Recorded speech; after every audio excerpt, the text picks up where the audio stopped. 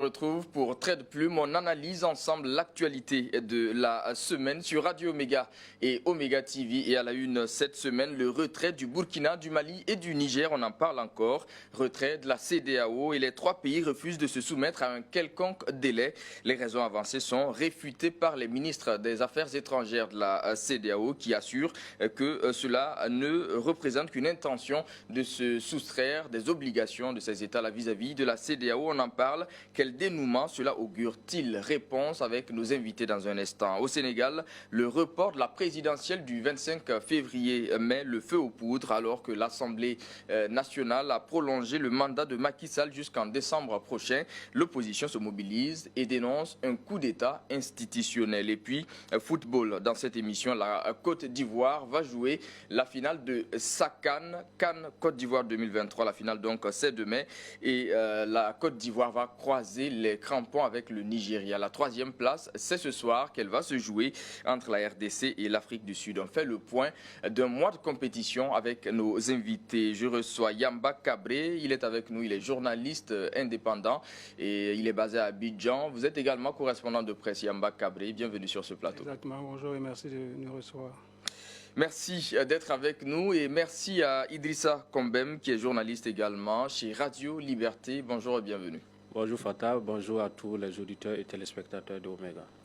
Merci à vous de votre disponibilité. Merci à vous, madame, monsieur, de nous suivre. Plaisir de vous retrouver pour ce nouveau numéro de Trait de Plume. Et si vous nous suivez sur l'AFM, je suis Abdul Fattah Thiamtouré à la conduite de cette émission. Le Burkina, le Mali et le Niger ne comptent pas s'encombrer d'un quelconque délai pour leur sortie de la CEDEAO. Ils l'ont dit le 28 janvier dernier lors de la publication du communiqué qui annonçait justement le retrait. Et c'est une décision avec effet immédiat et elle est irréversible. Une position réitérée par les différents États à travers une note qui a été adressée à l'institution en réponse justement d'une autre note que la CEDEAO avait adressée aux différents États. La CEDEAO qui rappelle les dispositions du traité révisé notamment qui donne un an pour la sortie de cette institution.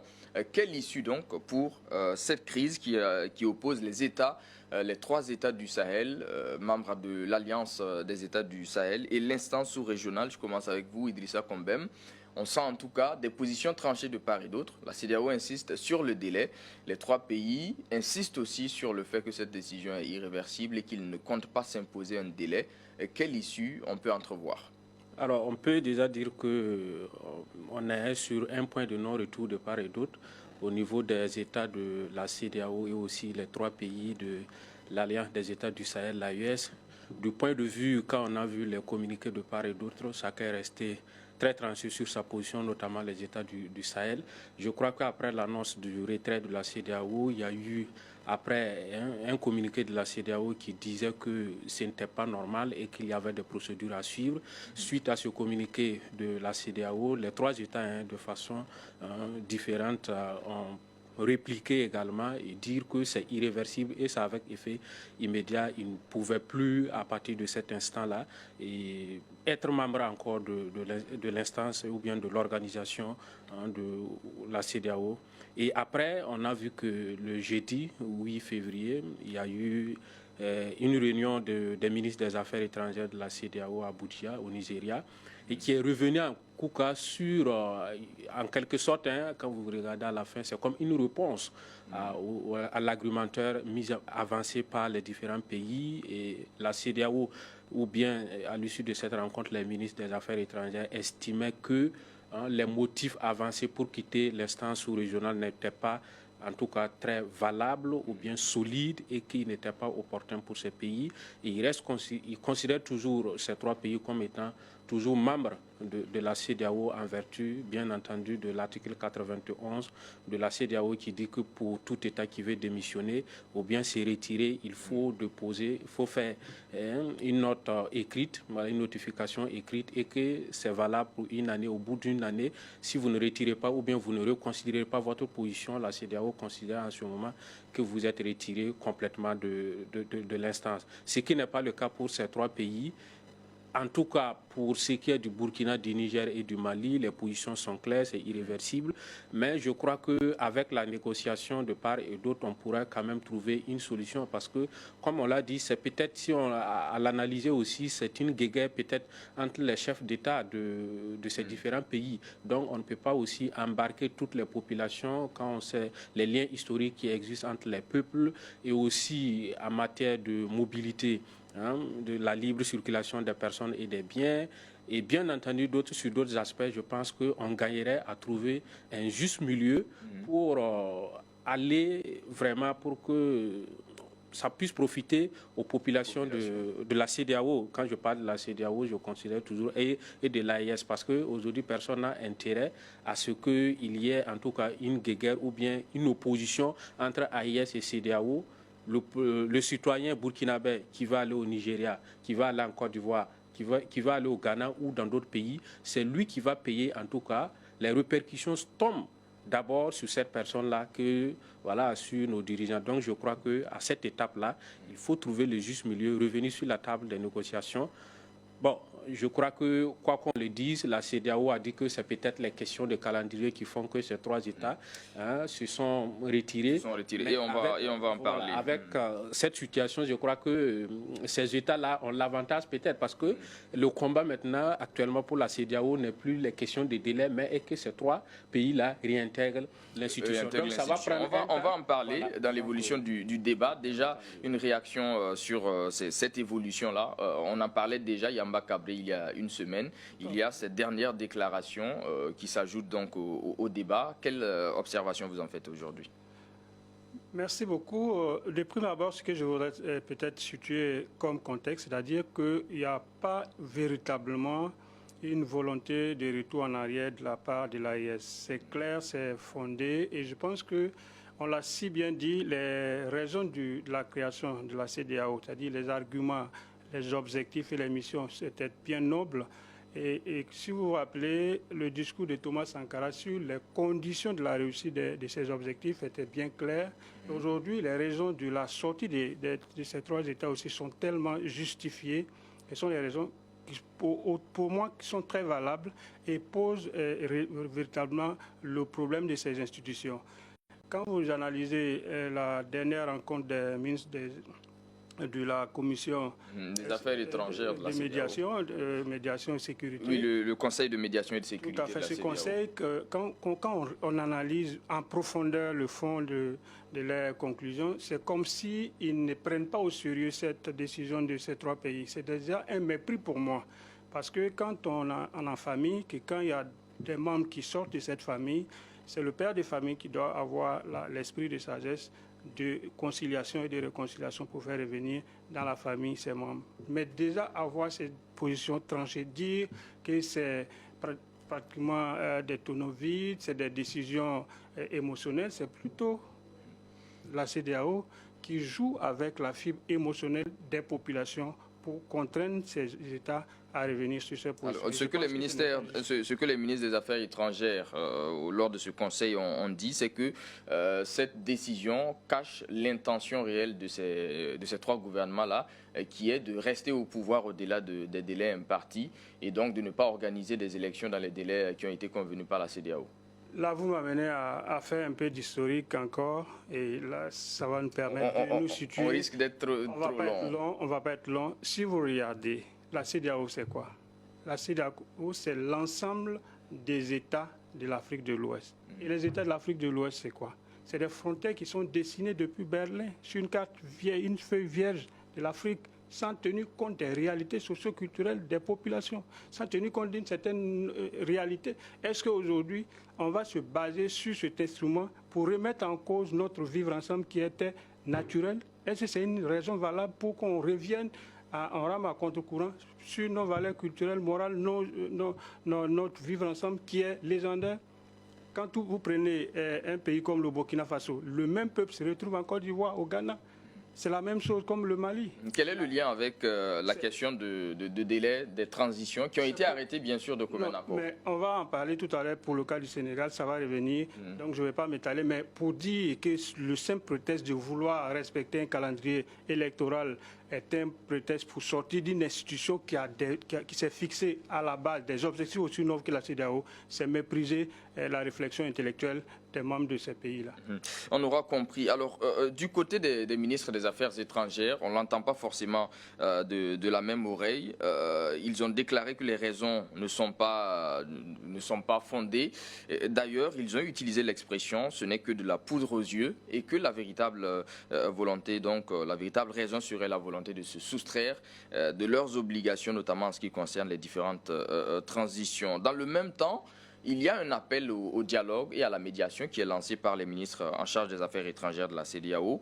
Et ils appellent, à la fin du communiqué, on le lit, ils appellent à l'activation de la force antiterroriste de la CEDEAO pour venir en aide justement aux pays qui luttent contre le terrorisme. Quel commentaire cela vous inspire-t-il, Idrissa Combem? Bon, je crois que ça peut être une bonne chose pour la CEDEAO pour redorer son blason, mais cela après tant de critiques, bien entendu, sur la question de la lutte antiterroriste. La question, il faut être clair. Parce que les trois États, excusez-moi, parmi les motifs qui sont avancés, c'est que la CEDEAO n'a pas suffisamment manifesté sa solidarité vis-à-vis de ces trois États-là sur la lutte contre le terrorisme. Effectivement, c'est un motif avancé par ces trois États-là, mais je dis que cela peut être juste. Mais bien entendu, d'abord, il faut se dire que la sécurité d'un pays incombe réellement à ce pays d'abord. Si l'on part sur cet exemple-là, on pourrait dire peut-être qu'au Nigeria, il y a Boko Haram depuis tant d'années, mais la CEDEAO n'a pas intervenu là-bas. Bien avant la crise au Burkina, il y a eu le Mali, mais la CEDEAO n'a pas intervenu au Mali. Pour ce qui concerne le Mali quand même, peut-être que c'est une exception, mais en tout cas pour ce qui concerne le Mali, la première force militaire à prendre pied au Mali pour contrer les groupes terroristes à l'époque, c'était justement la CEDEAO avec la MISMA. Ok. Donc, c'est donc dire que si l'on part sur ces considérations-là, on peut bien entendu faire une fausse route ou une fausse analyse. Maintenant, ce que je dis, c'est quoi? Malheureusement, la revendication que la CEDEAO met en avant vis-à-vis de ces pays-là, c'est la question électorale. C'est ça un peu que les populations trouvent anormal. Sinon, le fait d'activer une force aujourd'hui pour lutter contre le terrorisme, je crois que c'est une bonne chose. Si ça peut produire les résultats, si c'est bien coordonné avec aussi l'accord et le consentement des différents États membres, je pense que ça peut donner des résultats. Sauf que sur ce point aussi, oui, allez-y. Quand on regarde l'AIS aussi, c'est dans cette dynamique-là de fédérer en tout cas les énergies, les réflexions pour mener la lutte contre le terrorisme. Donc si à l'étape actuelle, il y a les autres pays de la CEDEAO qui sont eux aussi, pour certains aussi, confrontés à la crise sécuritaire, qui veulent mutualiser les forces pour lutter contre le terrorisme, moi je ne vois pas de mal en cela. Sauf qu'il faudrait que ça soit clair, avec des objectifs bien définis, voilà, et que chacun s'engage véritablement pour lutter contre cette idée-là. À condition aussi que les États concernés acceptent justement que des militaires de la CEDEAO interviennent contre les groupes terroristes. Pour ce qui concerne le Burkina, on se rappelle que pour l'initiative d'Accra, par exemple, qui avait annoncé un déploiement de 2000 soldats au Burkina, la réaction du gouvernement burkinabé a été immédiate et c'était d'indiquer que les Burkinabés, pour le moment, sont capables de défendre leur territoire et qu'ils n'avaient pas l'intention, en tout cas, de recevoir des soldats étrangers. Votre lecture là-dessus? Effectivement, c'était le cas. Ça a été bien exprimé, même par les populations qui ont trouvé que c'était une manière peut-être de se rattraper, mais de façon injuste sur le processus qui était engagé par nos forces combattantes. Revenant sur le principe même de la médiation des ministres des Affaires étrangères, je trouve que dans une médiation, il faut avoir une position neutre. Il faut être conciliant, il faut avoir une attitude qui donne une atmosphère favorable aux négociations. Mais pour le moment, la CEDEAO est partie dans cette crise. On ne peut pas être partie et médiateur en même temps. De dire déjà que c'est un prétexte de ne pas respecter le calendrier électoral et de dire que tout ce que ces pays ont décidé avec tant de réflexion, avec autant d'experts concernés, pour parvenir à une décision multilatérale de trois États indépendants, de trois États souverains, c'est pas bon pour engager un processus de médiation pour qui puisse garantir de bons résultats. Déjà, je pense qu'ils sont un peu mal partis sur cette base. Maintenant, pour revenir au principe de la démocratie au sein de la CEDEAO, On risque de beaucoup traîner sur ces questions. La question militaire à présent, la CEDEAO qui est prête donc, qui recommande, les ministres qui recommandent l'activation de cette force-là, ce n'est pas la première fois qu'on en parle aussi. Je trouve que le Burkina a toujours été clair, le Mali a été clair, le Niger en fait autant. Les pays en crise n'ont pas besoin de forces étrangères pour combattre. Ils ont besoin d'un accompagnement en logistique, un accompagnement en équipement, un accompagnement en renseignement, une collaboration sincère dans la lutte. On n'a pas besoin de militaires étrangers pour faire le combat. Et aujourd'hui, quand vous regardez la dynamique de nos armées au Mali, les Maliens ont récupéré Kidal par des soldats maliens. Le Burkina aujourd'hui, on ne peut pas faire un point exhaustif, mais la lutte sur le terrain avance, l'acquisition d'équipements avec des pays partenaires amis avance. Ce n'est pas en ce moment qu'on va venir déployer une force étrangère qui va un peu venir désorganiser l'organisation militaire mise en place. Vous avez vu de la création de nouveaux bataillons, un certain nombre de mesures. Je ne suis pas dans le secret militaire, mais venir se retrouver aujourd'hui avec des forces étrangères qui vont se retrouver sur le terrain, qu'est-ce que ça va produire? Ce n'est pas une bonne option à votre avis à ce stade. Et je ne suis pas sûr que ça puisse porter des fruits. Alors, peut-être aussi comme élément à mettre dans cette volonté d'apaisement, il y a le président béninois Patrice Talon qui était face à la presse ce jeudi. Il faisait partie de ceux qui, par exemple, soutenaient une intervention militaire de la CEDEAO au Niger quand il s'est agi du coup d'État du CNSP. Eh bien, dans cette conférence de presse, il souhaite la levée des sanctions qui ont été imposées aux trois pays, notamment pour ce qui concerne le Niger, puisque ça fait partie aussi des motifs avancés par les trois pays. Pour lui, ça pourrait être une solution pour ramener les trois pays à la négociation. Je cite ses propos: « Il est temps pour nous de lever ces mesures. Il ne faut pas que le différend persiste. S'il faut arriver à la division des peuples, il faut laisser tomber. » C'est une solution, Yamba?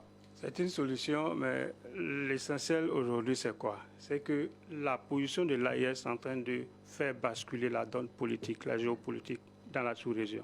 Et cette attitude de vouloir revenir sur certaines situations pour apporter de l'aide, pour proposer des solutions de la CEDEAO, c'est la preuve que l'AES est dans une bonne dynamique pour refonder complètement en profondeur la donne politique dans la sous-région, pour permettre à des entités institutionnelles ou des pays de savoir quelle est leur véritable mission. Qu'est-ce qu'on attend d'eux au profit des populations?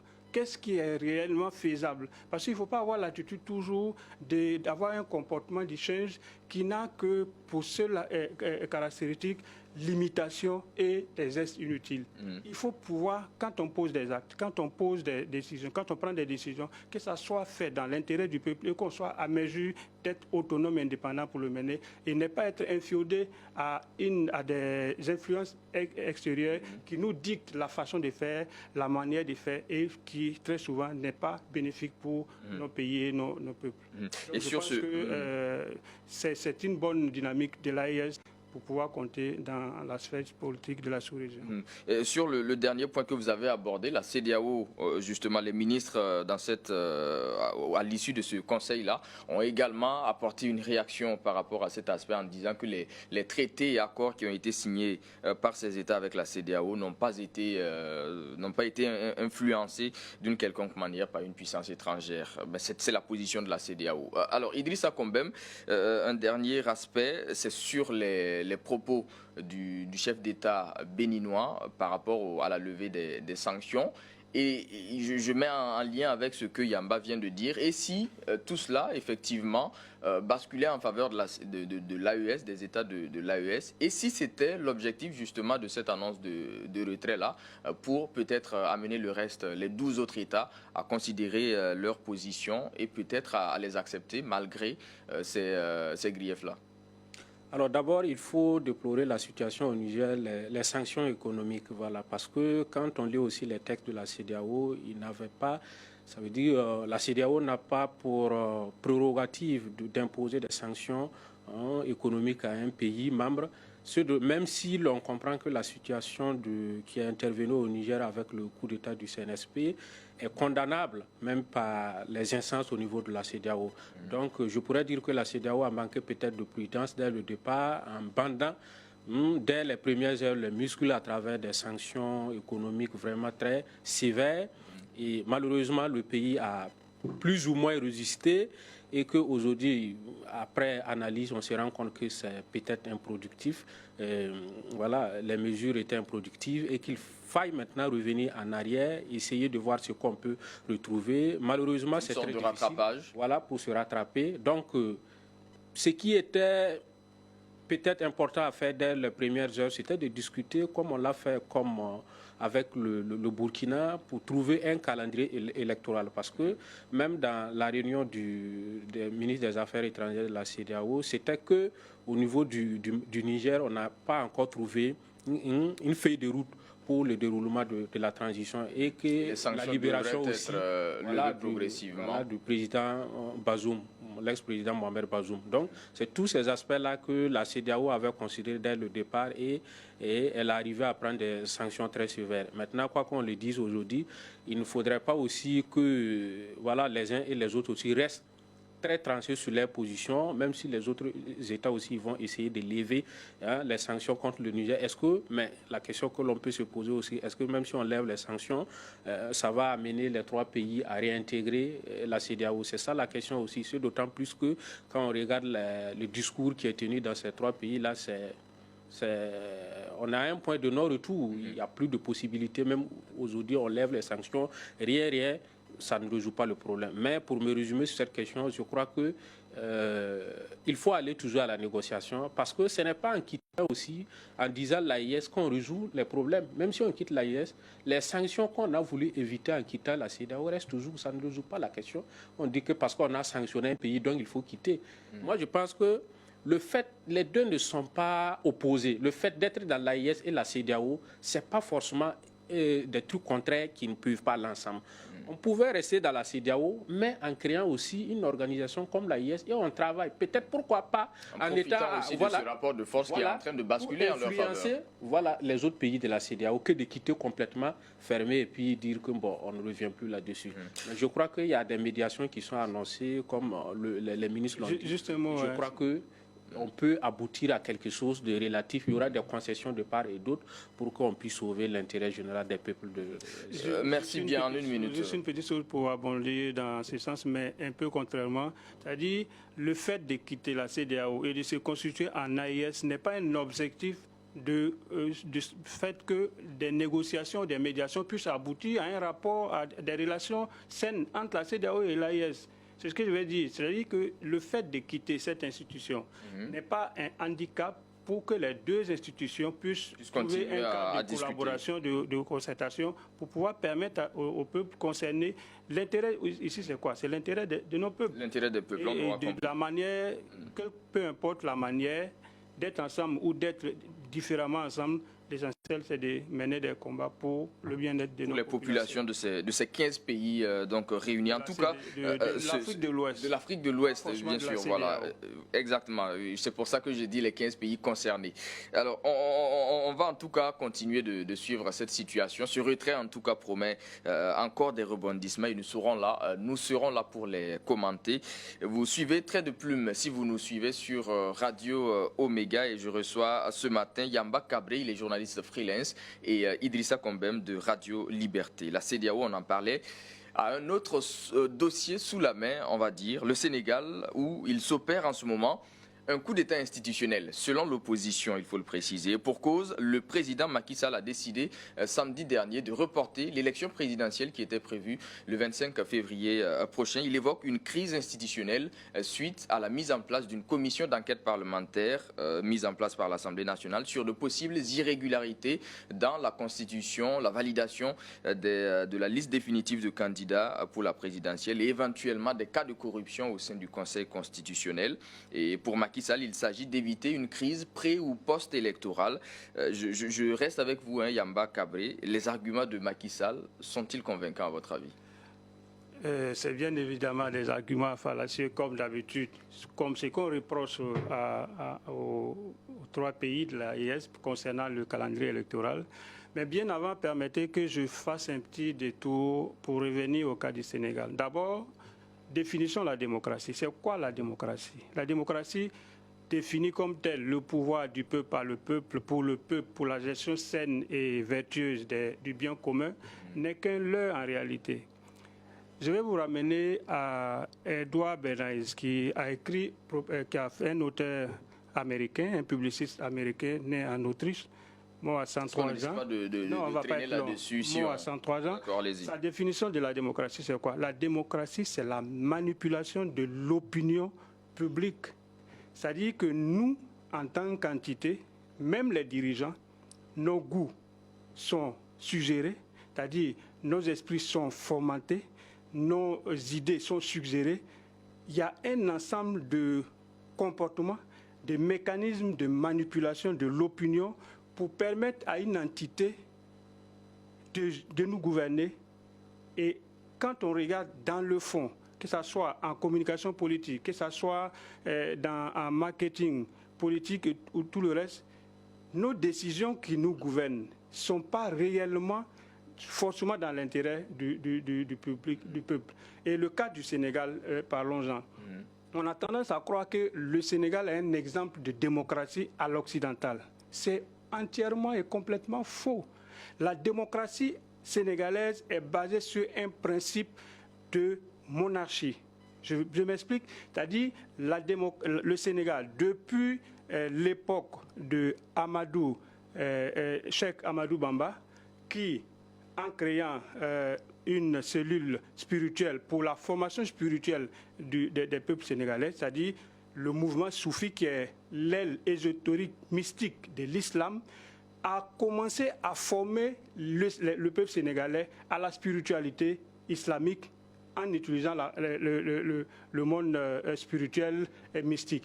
Il a été combattu par la colonisation. Il a été exilé. Pour résumer, il a été exilé au Gabon et à Mauritanie. Au Gabon, il a été exilé, il a été laissé aux animaux sauvages. Mais avec sa puissance spirituelle, les animaux lui obéissaient. Et les Français ont été obligés de le ramener et ils l'ont refait exiler en Mauritanie. Toutes les tentatives pour le dompter n'ont pas réussi. Ils ont été obligés de collaborer avec lui. Il a même pris une part. Là, on est dans des, dans des considérations spirituelles. Si on revient, excusez-moi, pour qu'on puisse recentrer la discussion, si on revient sur les faits récents de l'annonce du report de la présidentielle, quelle observation? J'en viens à ce niveau. C'est-à-dire c'est le même processus qui a continué. Prenons le cas Macky Sall. Sall, en opposition avec Abdoulaye Wade, s'est retrouvé à Touba, devant le guide spirituel des Mourides à Touba. Qu'est-ce qui a été décidé? Aucune personnalité politique au Sénégal ne peut gagner une élection démocratique sans l'onction spirituelle, sans les consignes de vote du guide spirituel de Touba. Macky Sall s'est rendu là-bas. J'ai eu des témoignages, des gens qui étaient à la rencontre avec Macky Sall, avec le guide. Quand il est resté, il a tout fait. Il a presque pleurniché devant le guide pour avoir l'autorisation de combattre Wade. Le cheikh lui a fait les bénédictions. Et ce sont des faits, bien sûr, que nous n'avons pas la possibilité de vérifier. Nous n'avons pas la possibilité de vérifier. Je voudrais quand même qu'on... Excusez-moi, je voudrais quand même qu'on recentre les choses sur des faits factuels, sur des éléments factuels sur lesquels on peut discuter. Je vais terminer par là. Quand il est sorti de cette audience, le cheikh, le guide spirituel, il y a des confidences qui disent que le guide a prédit que Macky Sall n'allait pas respecter ses engagements et qu'il allait envoyer le Sénégal dans le mur. Aujourd'hui, ce sont des faits pratiques. Donc, c'est-à-dire que ce qui se passe aujourd'hui là n'est pas nouveau pour le Sénégalais spirituellement uni qui sait d'où viennent ces choses. Et ça risque de s'empirer. Et le Macky Sall est en train de conduire le Sénégal vers un processus de non-retour et on craint d'arriver à des situations où on ne le souhaite Merci beaucoup Yamba Kabré pour cet enseignement spirituel sur ce plateau. Merci pour ces rappels-là. Mais j'insiste encore là-dessus. Il est beaucoup plus simple pour nous de débattre de choses qui sont factuelles et vérifiables pour ceux qui nous suivent, parce que les considérations spirituelles n'engagent pas forcément tout le monde en fonction des croyances de chacun. Idrissa Combem, l'opposition en tout cas dénonce un coup d'État institutionnel de la part de Macky Sall et de la coalition donc de la majorité. Quelle est votre lecture là-dessus? C'est très regrettable ce qui se passe au Sénégal, parce que quand vous regardez la manière dont l'annonce a été faite même déjà, à la veille de l'ouverture de la campagne électorale, on dit que on repousse d'abord les élections à une date s'inédit et après on organise en quelque sorte un vote chaotique avec les députés de la majorité présidentielle pour entériner une décision illégale. C'est regrettable, on tombe de nu, on se demande comment est-ce que les gens arrivent à penser de cette façon. Bon, les élections... Surtout que pour ce qui concerne Macky Sall, il avait été félicité par bon nombre de personnes pour le fait de se retirer et de ne pas briguer un troisième mandat comme certains lui prêtaient, ne le lui prêtaient comme intention. Mais dès cette annonce-là, j'ai dit qu'il faut être prudent parce qu'on a vu le cas en Côte d'Ivoire avec Alassane Ouattara. Quand il avait annoncé qu'il ne sera plus candidat et à la dernière minute, il se représente.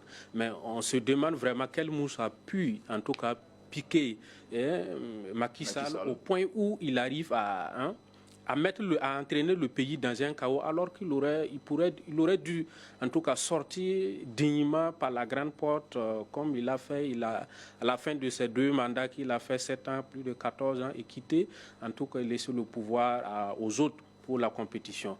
Malheureusement, on est dans une incertitude totale. On ne sait pas où cette situation peut nous conduire. Rien qu'hier, il y a eu des manifestations très tendues à Dakar et dans d'autres villes également du pays. Et à partir de 2021, même, le pays était déjà en crise avec les questions de... le dossier Ousmane Sonko. Voilà, Ousmane Sonko, et ce n'est pas fini. Et on crée encore une situation. Et quand vous regardez le prétexte que Macky Sall a utilisé, c'est quoi? Et qu'il y a une histoire de corruption parce que justement, il y a peut-être une crise entre 2 grandes institutions, l'Assemblée nationale qui veut enquêter sur le Conseil constitutionnel en pleine campagne électorale puisqu'elle s'apprêtait à s'ouvrir cette campagne-là. Également dans le processus de validation des dossiers, la question de la double nationalité de Karim Wade qui a été écartée. Par contre, une autre candidate se retrouve dans la même situation, des plaintes sur sa double nationalité, alors qu'elle est déjà acceptée sur la liste électorale. Ce sont des éléments quand même qui auraient pu constituer quand même des motifs de contestation après, au cours de cette élection.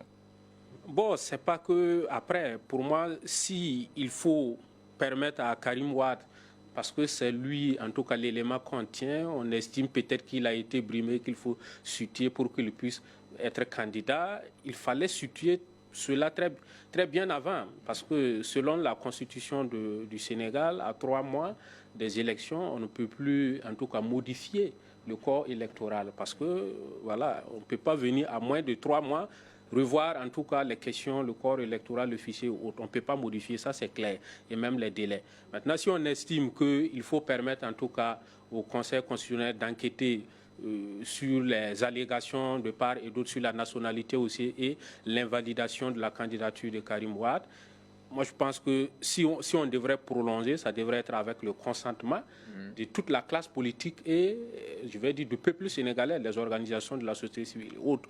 Mais il y a défaut, ce que je voyais qui était faisable, c'était qu'à partir du 25 février à venir, Macky Sall n'est plus président et peut-être le président de l'Assemblée nationale peut conduire en quelque sorte cette transition jusqu'à la fin.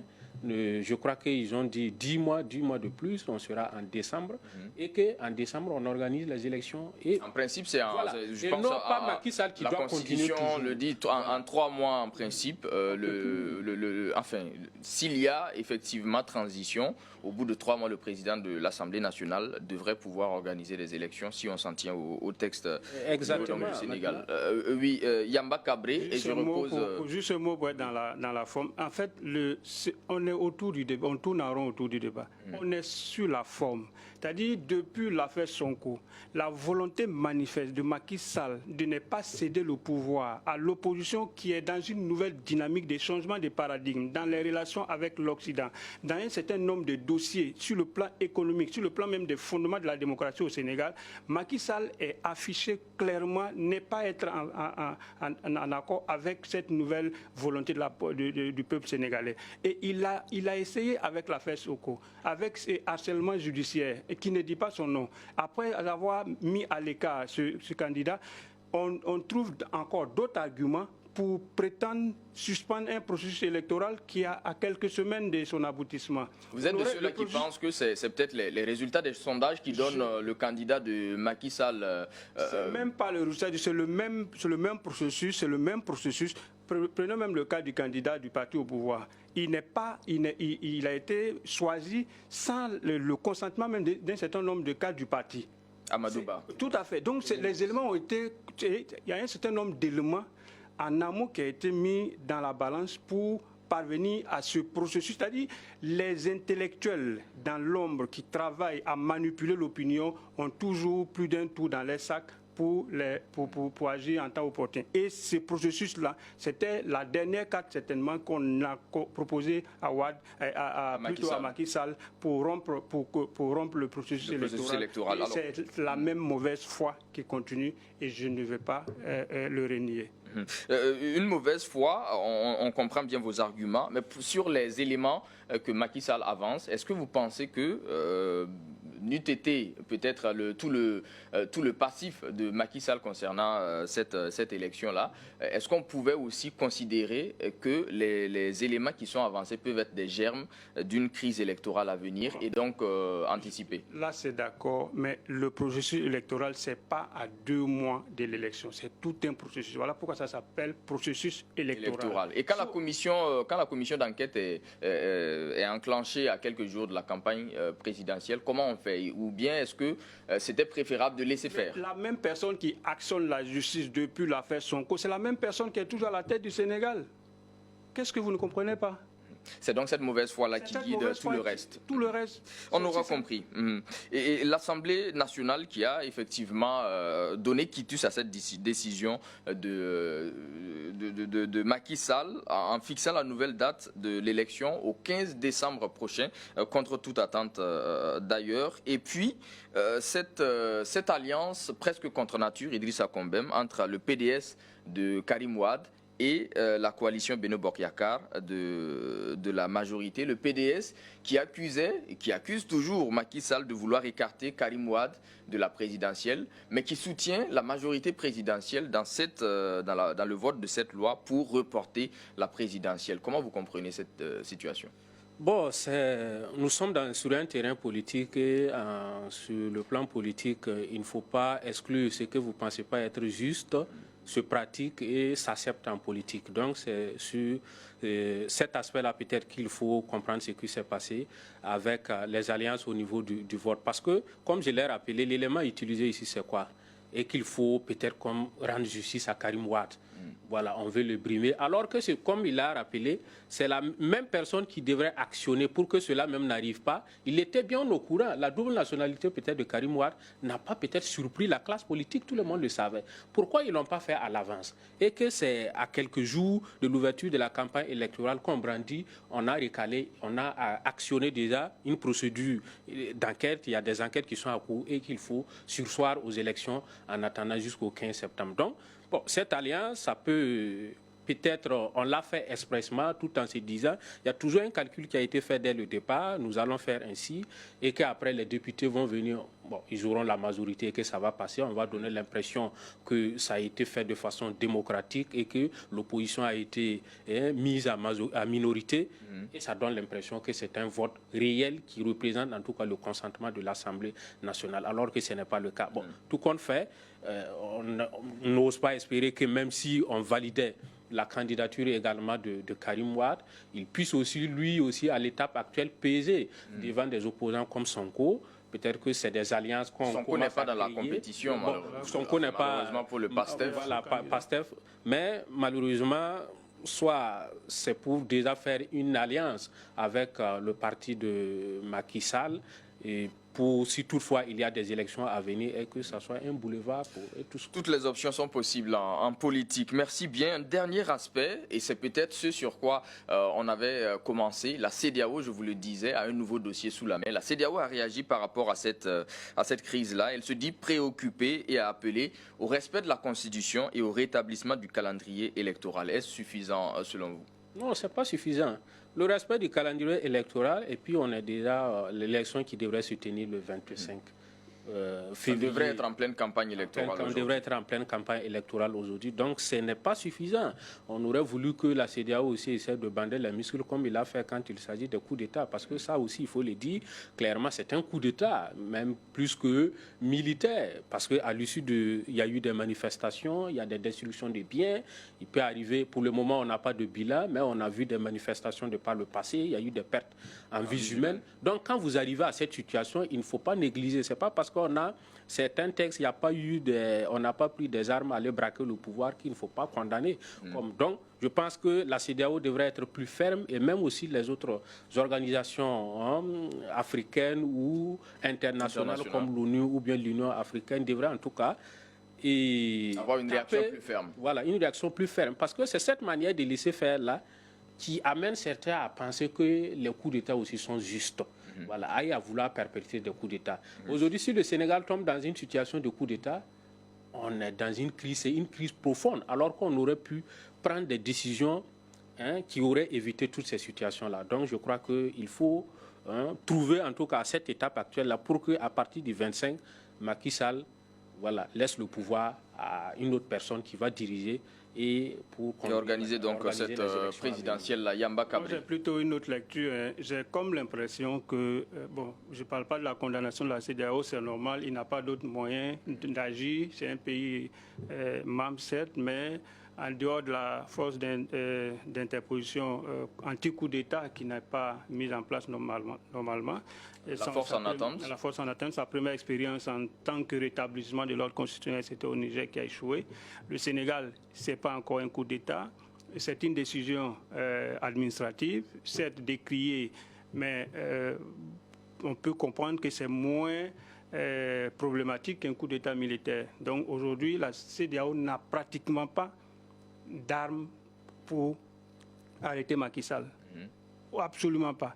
Mais ce que je crains plutôt, c'est l'enlisement de la situation. Est-ce que ce n'est pas fait à dessein pour parvenir à un auto-faux coup d'État, pour permettre une transition qui va permettre à Macky Sall de garder la main? Non, pas Macky Sall forcément, mais l'objectif au Sénégal, c'est de ne pas laisser l'opinion politique sénégalaise basculer dans la dynamique révolutionnaire et évolutionnaire des États comme le Niger, le Mali et le Burkina. Le Sénégal compte beaucoup pour l'Occident et le Sénégal est un bastion imprenable.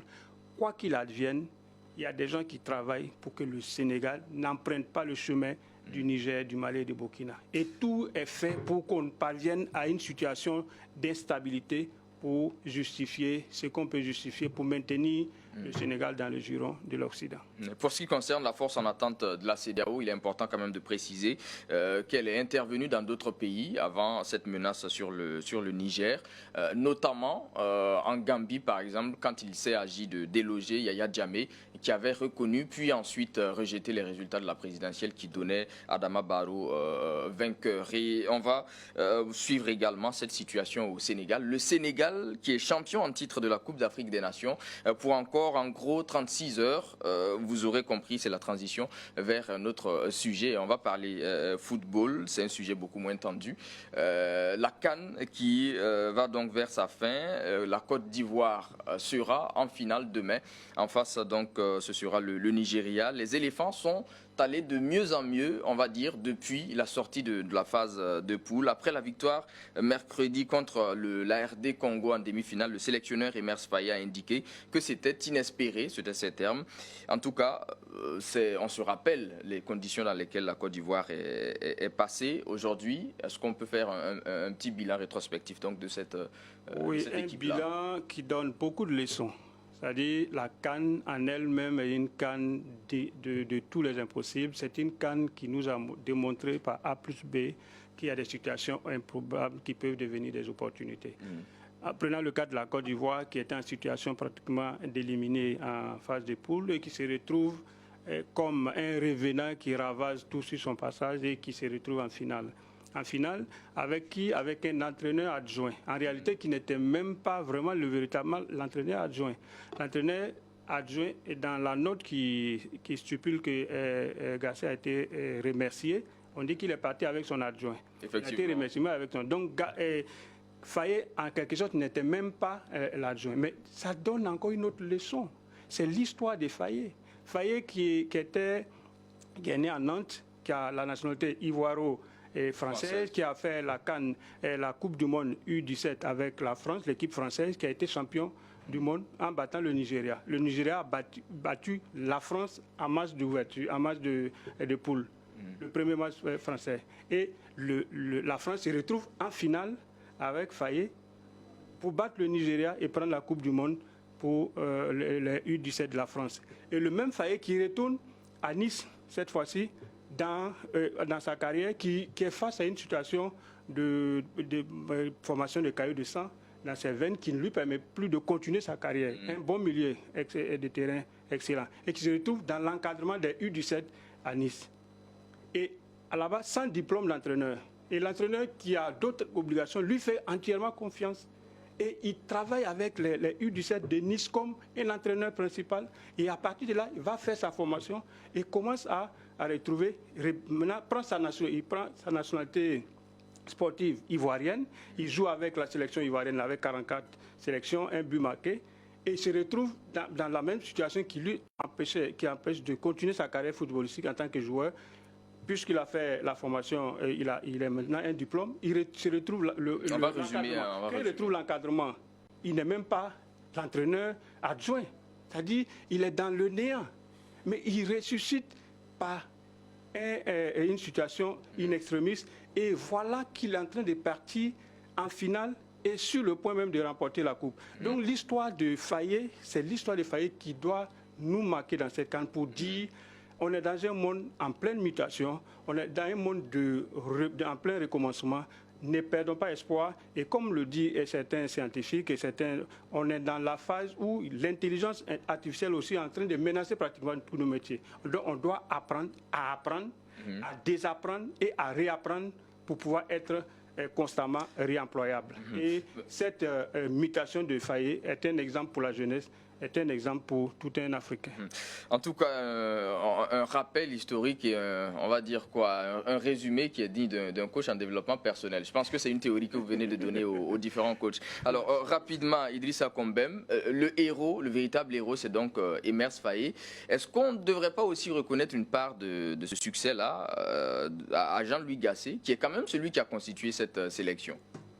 Oui, c'est vrai, parce que les hommes qu'il a appelés, que Faye a pris après la démission ou bien après qu'on ait licencié peut-être Jean-Louis Gasset, ce sont des joueurs qui avaient été convoqués par Jean-Louis Gasset justement pour aller à la CAN. Peut-être maintenant c'est une question de composition, de comment il faut employer ces personnes qui n'étaient pas aussi justes et qui a fait que la Côte d'Ivoire a eu les 1000 problèmes au niveau des phases de poule.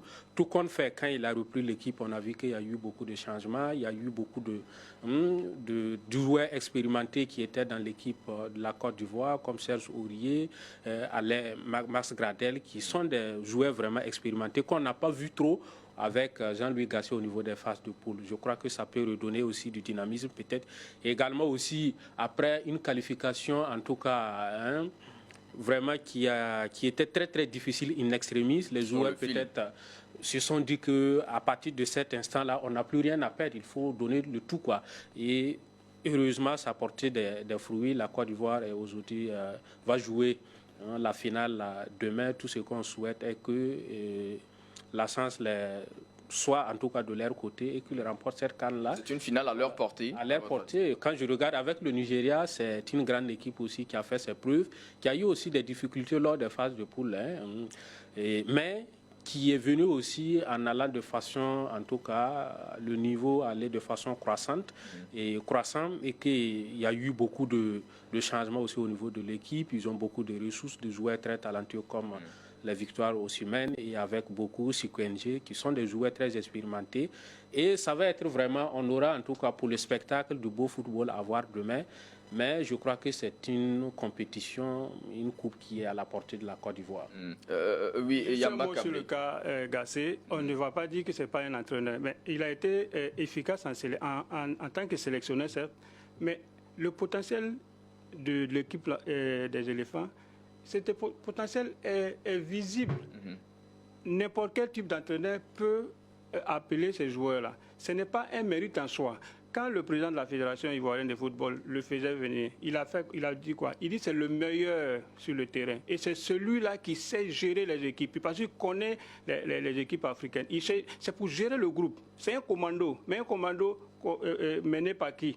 Il faut qu'un commando soit mené par un général. Et si le général ne sait pas utiliser ses soldats, ne sait pas les organiser, ne sait pas leur donner le moral, prenez la défaite. Les joueurs ont été hués, insultés, malmenés, maltraités. Leur moral était lui-même bas. le reconnaît. Jean-Louis Gasset dit que ça a été très éprouvant. C'était très éprouvant pour les joueurs. Mais quand un entraîneur adjoint, qui était pratiquement négligé, reprend l'équipe et arrive d'abord moralement à fouetter leur orgueil patriotique et collectif pour leur permettre de se remettre en selle, de prendre conscience et de pouvoir les placer. Regardez les remplacements, les joueurs même qu'on ne connaissait pas.